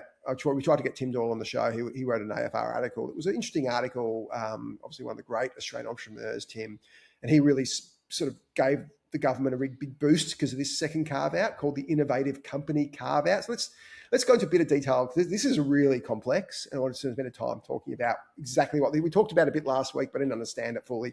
So this was so-called cave into the tech sector where founders, early investors and early employees get to opt out of the dreaded indexation model and actually choose a flat 50% discount up to a $10 million lifetime cap. So we talked about this last year. So let's go into the requirements to do. So the lifetime cap is not what's left. The lifetime cap is the total gain over your life, the $10 million. Yes. Yeah. You can effectively discount up to that much. The total non-indexed lifetime gain, because you've opted out of indexation. Yeah, index nothing to do with this. Forget indexation. This is keeping the current system in a sense. So this sounds good. Okay, so this is and Tim said this is great. We know what founders shouldn't be complaining. No one should be complaining because Labor's fixed anybody and with we low think cost that base. and the argument is, so if you do a 10 mil gain, you're going to pay 2.5 mil of tax on that. You're keeping 7.5 mil. After your first 7.5 mil, don't complain. You got tons of money. We're going to tax everything else at 45% because sweat equity, right? Yeah. So and I guess the rationale that Tim and Co were saying there is 7.5 mil is a lot. How dare you complain? Most people never earn 7.5. There's some merit there. I'm not saying that's completely without merit. I think that is a very politically sound argument. Maybe we can say it like that. Absolutely. And let's be honest, most people never have $7.5 million in their lifetime. So 99% of people don't have it. So you argue, well, how can we protect the 1%? Let's go into detail, that's the beauty. The beauty of that argument is, I feel like it's a very low number, and so do you, but we can't say that because we're going to look totally out of touch with society and people are going to throw rocks through our windows. So let's forget the low number for now, because let's just see who can actually get this. This is the kicker. Like, let's assuming that it's a fair number. I'm not going to say it's fair or not. Like, I think there's a real argument that it is fair in terms of that level. How much money does that one person need? I think 7.5 is a lot of money. But let's say, can regular person be an employee? And Tim was saying this is great. Employees can get this. So how can we complain? Because we need to protect employees. So let's go through what you need to do to achieve this. So there's a bunch of different stuff, and I'll go through one by one. One is $50 million turnover cap. So if you turn over $50 million and 1 cent, can't get it. Well, that's all of, well, you know I love Tim, but let's be honest. That's all of Eucalyptus's employees excluded. Of course. Yeah. 100% of them. Eucalyptus fails every one of these tests. Yeah. So not just this one. Like, Eucalyptus doesn't pass on any of them. So we'll get to Eucalyptus in a second. And I want to say this, by the way, like, I'm sure Tim will come on this podcast. Like, I really like him. So the thing about what he has said, because I do feel like I want to say this, because the Australian wrote an article that pretty much implied the reason he came out with these comments is because he used to do some work for the Labor Party. He's very open about having done that work. I think it's just that is a red herring. I'm sure you agree. It's like, that's irrelevant. Basically, I think he came out and said these things honestly. What you're saying, which I largely agree with, is it's not the shiny, rosy situation that people in favour of it sometimes make it sound. Well, let me finish exactly how hard this is to get, and then we can make the call on whether that view is fair. So $50 million cap, point one. So this is not just founders, we're talking about employees. So you can be a 50 million and 1 cent business. And we were that within 2 years of our business. Yeah. We were a valueless business then, or almost valueless, because we had a big turnover, but we had virtually no profit and nobody was valuing as much. So we had really risk-taking early stage employees who would absolutely, and we're just one out of thousands and thousands of companies, but there are lots of companies that could be turning over more than $50 million who are high risk, who need to pay their staff in equity and whose staff are taking a risk. So the 50 million cap is way too low. Also, if under this system, if you say to someone, I'm going to give you an ESOP, an employee share options plan, as part of your salary, what's the first question the employee is now going to ask you? Am I qualifying? How high is your turnover? How high is your turnover? Well, no, they're going to ask a different question. I'll get to the question they'll ask. All right, but you're smart. But even this question, like, how is a private company going to want to answer the question about what their revenue is on day? This is the least problematic part. Okay. So at least this is simple. So then you've got number 2, which is the 10-year age limit. So a company has to be less than 10 years old. I don't know why and 15 years for biotech. I don't know why there's this random number, whatever. It is what it is. But if you're 11 years old, you're going to be a smallish business, you can't qualify. Like, that seems weird. Okay. Number 3. If you bleed for 15 years, barely make a profit, but you've been employing people the whole time and finally sell, nobody gets access to this. Yeah. Number 3 is you can't be listed. You've got to be unlisted and independent corporate entity. Okay, that's fine.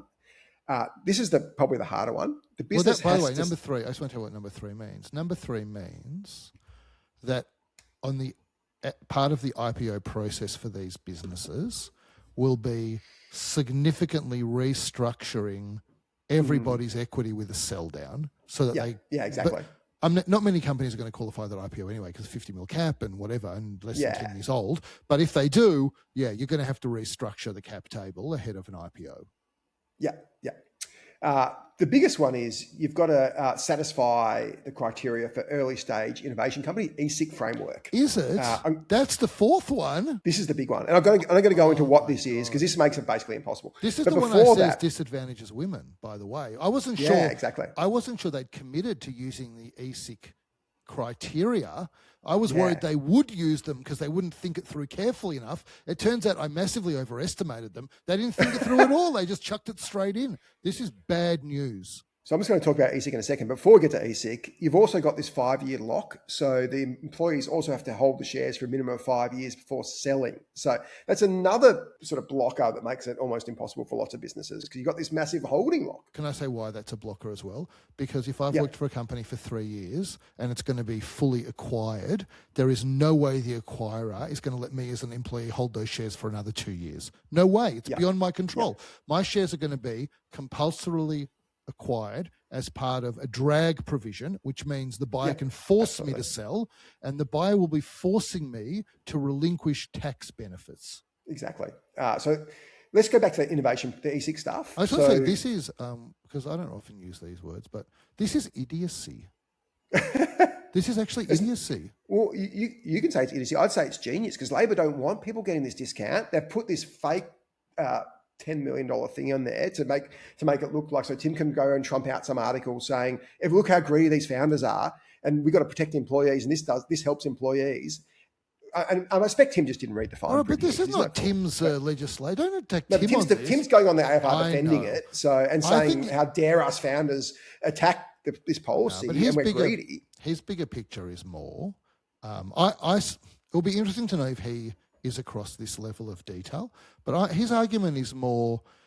I suspect he's not. It's not a good... I suspect no one is. I just want to say I was not until... This is all a learning experience for me. So I like this podcast. Even I learned something from it. So let's go through... But I just want to know... I don't want to impugn Tim, though, because basically Tim's argument at its core, forget the detail, his argument at the core is it's not a good look with rich founders complaining that they can't be even richer because they're not getting tax discounts. And I happen to agree that has been counterproductive in prosecuting this argument against government. One thing I actually really agree with Tim on. Tim made actually a really good comment in his article, and I'll just mention it here because it was a great comment. And he said, Australia has a productivity problem. The Treasurer describes it as the defining challenge of the decade. You do not fix it by taxing the few people willing to build the productive economy at the same rate as the speculator who sits on it. The government has at least started to draw a line, and it should hold the line before a hard-won concession for workers and productivity is rebadged as protection for founders who shouted the loudest. So we're kind of all saying the same thing, except Tim never read the detail. So that's the problem, is he supported this policy that doesn't help people who build wealth. So that we actually agree, but where we don't agree is on where the rubber hits the road. Can I just talk about the innovative principle? So not only do you need to do that 50 million turnover, the 10-year age limit, the listing independence rule. Yeah, talk about the ESIC. It's good. So this is the 5. So number 1, you've got to be developing a new or significantly improved innovation. So it's like proprietary software, a new medical device, something unique. You can't be building an e-commerce business, a gym chain, or a mobile app. You certainly can't be building eucalyptus, which is simply an e-commerce thing selling a commodity, i.e. GLP-1. So bang. This is, I don't want to divert your whole discussion. So I'll say this very briefly. This eucalyptus, I'm almost sure, would talk about the unique nature of the platform they are building as a new innovation. And every software business is well and truly well versed in this game, because to get the R&D tax incentive, you're making similar arguments. This country has got a tax system around software that pretty much says, make a self-assessment about whether you think you are building something new and innovative, and periodically the ATO will pluck some fish out of the and kind of skin them to decide if they are or they're not. This is a hallmark of the lack of clarity around the Australian tax incentive system for software businesses. Yeah. You also need high growth potential, scalability. So let's just say, operating leverage. So we're going to say objective or subjective. Number 1, subjective. Number 2, high scalability, potential for high scalability, subjective. High growth potential, subjective. High growth potential, subjective. Scalability, 3, subjective. Broader than local market opportunity, a bit more objective, but 7 out of 10 subjective. Yeah. And then sustainable competitive advantage, obviously highly subjective. Well, no one is starting a business as a founder and saying, we might not have sustainable competitive advantage. Remember, what people don't know about ESIC, I suspect, is this, because the actual ESIC rules have got some other, you have to get points to be able to get this ESIC. And the ESIC, to be crystal clear, before I say the points, is it is a benefit for investors, not founders or employees. It's a benefit for investors to get preferential tax treatment on their investment. And so the thing about that is, the reason I say the ESIC system is inadvertently disadvantageous to women comparatively, is that there are just far fewer female founders, building funded startups. And so if you make something that skews towards, and so that would be if it was for founders, it's not. The ESIC also lets you get points. And one of the things is, and I suspect they're going to build this in as well, which is if you're part of an accelerator that is linked to a VC on our books, then you tick the box. If you've got these things, so all of the ESIC stuff has been deliberately structured for funded startups. And if they go and layer those characteristics on top of this innovation stuff, I really think that will be disadvantageous for female founders of businesses. Totally. And that's what Jane Liu, who's a great female founder, said the same thing. So the bigger problem with all this, and it's confusing, it's subjective, but so to get this mythical opting out of the indexation model is you've either got to self-assess, but you run the risk the ATO comes back 5 years later and says, actually, no, you were wrong. You don't get any of this stuff, and then you're stuffed. Which is the current ESIC risk on self-assessment. So an investor can say, because it's up to the investor to decide if the investment qualifies. The startup cannot issue any kind of certificate. It's up to the investor. And so the ATO can go back to the investor 5 years later and say, actually, we don't think that qualifies. What you can do, what you'd have to do is you can get what's called a private binding ruling from the ATO. So the company has to trudge off to the tax office.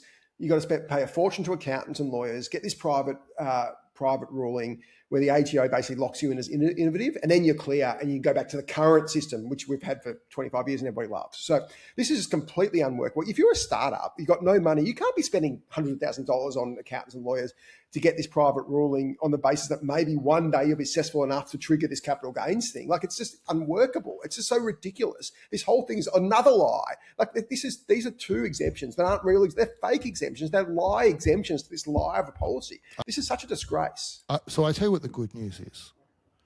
No ambitious startup will ever spend any time bothering with this, because every one of them will assume they're going to pass the $50 million revenue threshold. And so it's all going to be irrelevant to them anyway.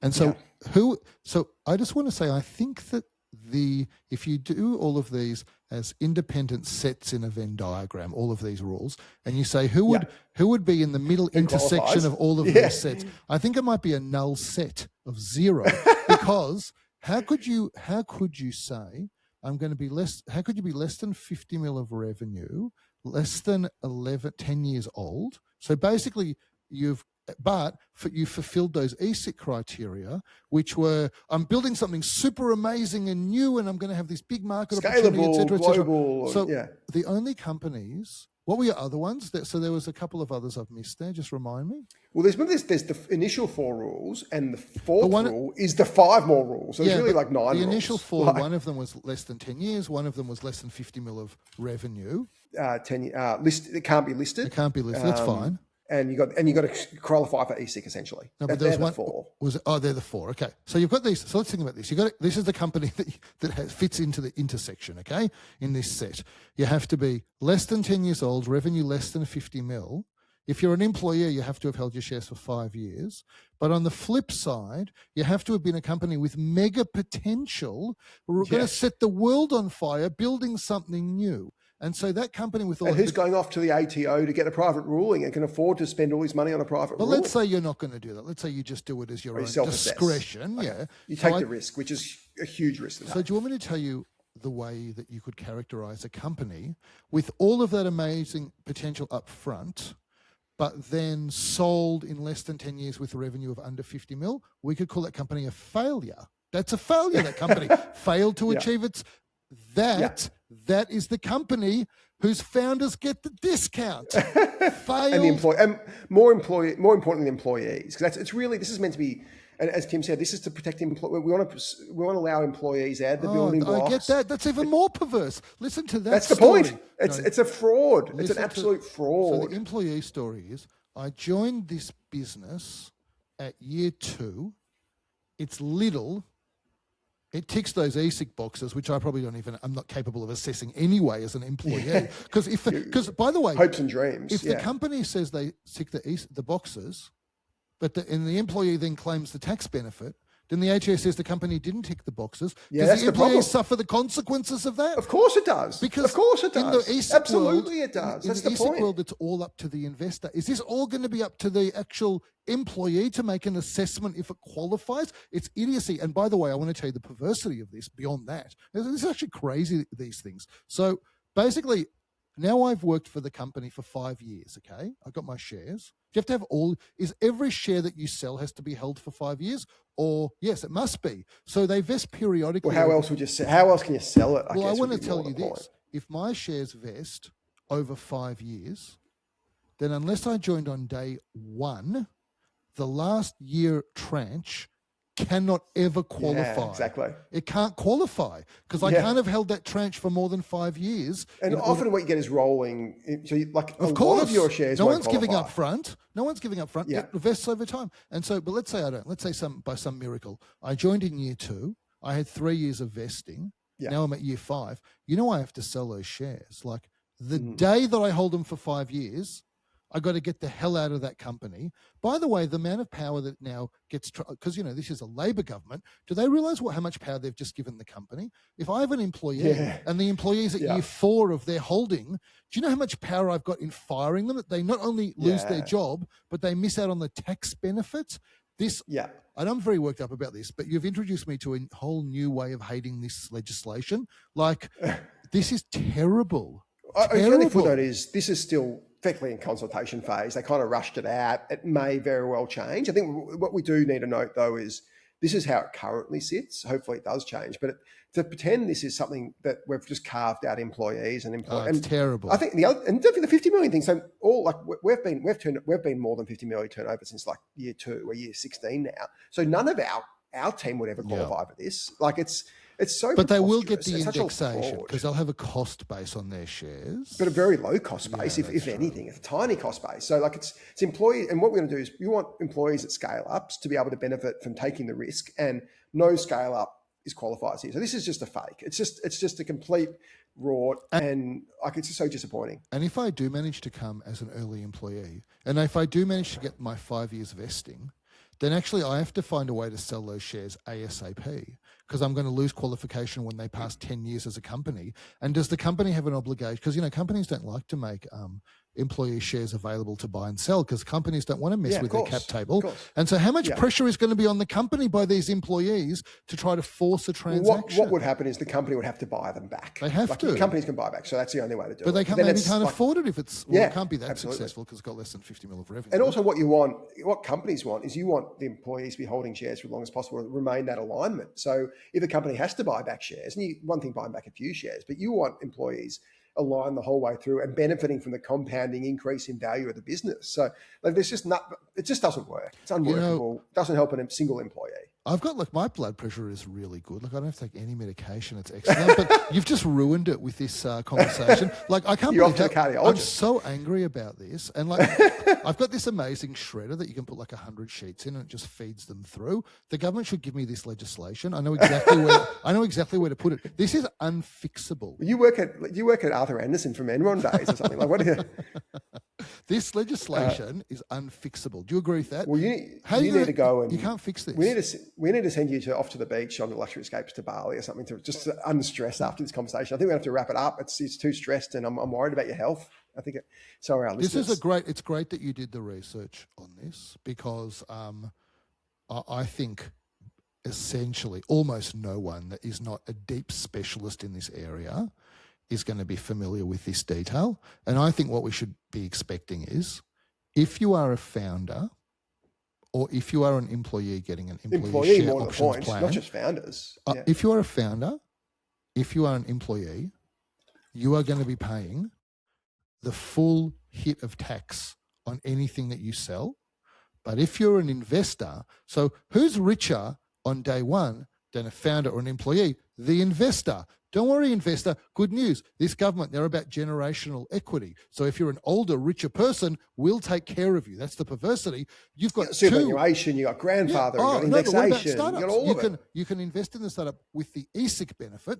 so we'll make that good for you. Or you can invest in an ESV CLP, the early stage venture capital limited partnerships, where you'll never pay any tax except in a very few circumstances. So if you're a rich investor investing in startups, we got your back, super or mechanisms. But if you're a first time, second time, third time founder that hasn't made it, or an employee, we're going to tax you at the full price. And the worst part is the employees. And so if they're a founder and you're a founder who makes 30, 40 million bucks, and you're paying a high rate of tax, like there's less sympathy for these founders. I get it. Like I don't agree with it, but there's less. I acknowledge there's less sympathy. But if you're an employee making $1 million and have worked under market rate for a number of years and taken a huge risk, you're the one getting slammed at 45%. It's and even worse because it's worse than the pre-99 because you can't do the averaging thing. So this is like and this is why the young people have absolutely revolted against this. Like young people hate this policy because it's targeting them. And Labor can jump up and down all they want saying we're targeting rich people, we're hitting rich, wealthy founders, we're protecting employees. Nothing of a sort. In fact, to channel Donald Trump, I think, you tell me if it's unfair, this statement, okay? Nobody has done more to increase the benefit of the wealthy versus the not wealthy than this Labor left government and their latest budget. You agree with that or not? Yes. Yes. Unintentionally, but that's what's happened. I think where's the Liberal Party? Like this, all right, we went on a bit of a journey to get here, but my gosh, they should be ripping the arms and legs off this government. This is meant to be a Labor left government, and they are substantially advantaging the wealthy over the non-wealthy. I think on that note, I got to go pick up the kids. This has been a great episode. Great to see you, Adir. I'll be off. I got to go meditate. Of course, Zen-like. We'll obviously, even though I'm overseas, we certainly won't be missing an episode. We're back next Saturday for our Ask Us Anything, and of course on Tuesday for our big episode. Thank you, everyone, and we'll see you next week.